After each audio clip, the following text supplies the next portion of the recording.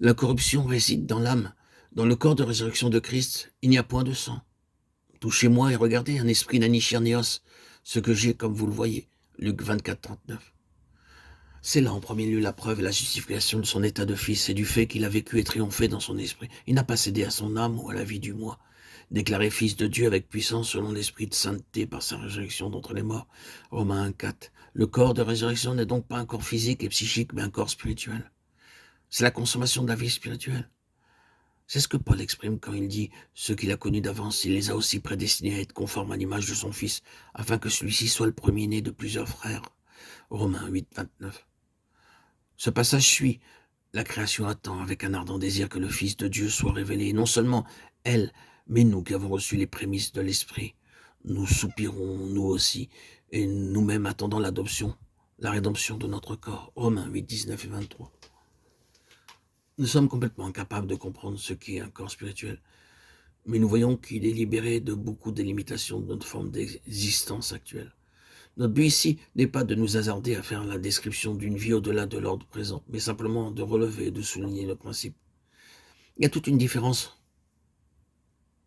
entre un esprit sans corps et un corps spirituel, entre un esprit privé de corps et un corps spirituel. C'est ici que notre mentalité est dépassée. Il faut dire ensuite que toute résurrection n'est pas cette résurrection. Notre Seigneur nous a averti que les uns se réveilleront pour une résurrection de jugement, d'autres pour une résurrection de vie. La vie de résurrection est celle d'un corps spirituel. Elle est la consommation ou le fruit tout entier d'une vie spirituelle.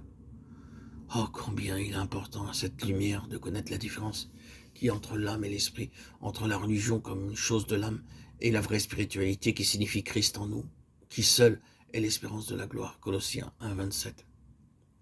Voici un mystère que je vous révèle. Nous ne mourrons pas tous, mais tous nous serons changés. 1 Corinthiens 15, 51. C'est en vérité un mystère qu'un corps physique puisse exister sous tous les traits de ce système sanguin.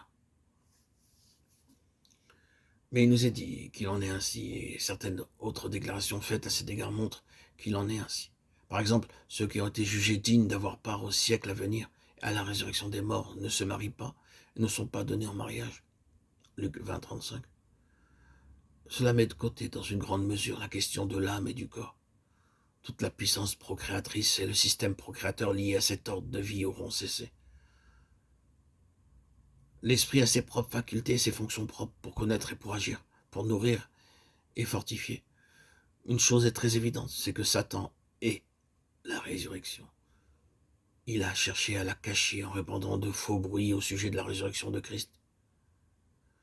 Le seul témoignage est l'attestation souveraine de Dieu. C'est la résurrection. La note suprême dans la proclamation apostolique, c'était Dieu l'a ressuscité. Acte 2, 24. La note suprême dans l'expérience du croyant, c'est la résurrection. C'est pourquoi Satan cherche à mettre un serviteur de Dieu souvent en danger de mort. 2 Corinthiens 11, 23. Et il nous faut prononcer en nous-mêmes notre arrêt de mort, voulant mettre notre confiance en Dieu qui ressuscite les morts. 2 Corinthiens 1, 9. Ce n'est évidemment pas en cela que l'âme se réjouit. Elle préfère les succès, les victoires, le progrès, la réputation, selon l'appréciation humaine. Mais la puissance suprême selon la mesure des cieux, c'est la résurrection de Christ. C'est pourquoi Paul s'écrira « le connaître lui et la puissance de sa résurrection » Philippiens 3, 10. La communion de ses souffrances et être rendu conforme à lui en sa mort. C'est là la plateforme sur laquelle cette puissance suprême est démontrée. Mais il faut un homme spirituel pour voir cela, et encore plus pour le désirer. Il nous a donné les arts de l'esprit, 2 Corinthiens 1, 22. Oui, les arts de notre corps de résurrection. Ces arts sont dans nos corps mortels mêmes.